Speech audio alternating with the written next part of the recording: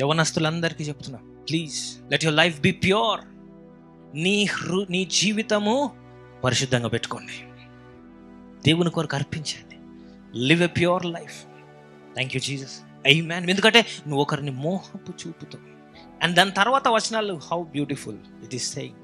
ఈ కన్ను నిన్ను పాపానికి గురి చేస్తుందా? ఏమంటున్నాడు? ఆ కన్ను పెకిరివేయి.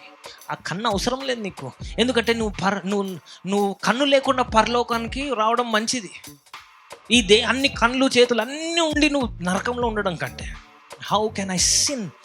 చూసారా, ఆ రోజు యోసేపును అడగడానికి ఎవడు లేడు, యోసేపును ప్రశ్నించడానికి కూడా లేదు. He had every reason excuse. దేవా, నన్ను తీసుకొచ్చి ఇక్కడ పడేసినావు, నాకు ఒక దారి కూడా లేదు, అందుకే చిన్న తప్పు చేసి నేను పారిపోతా దేవా.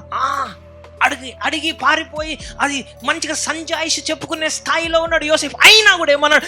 I will not sin against my God.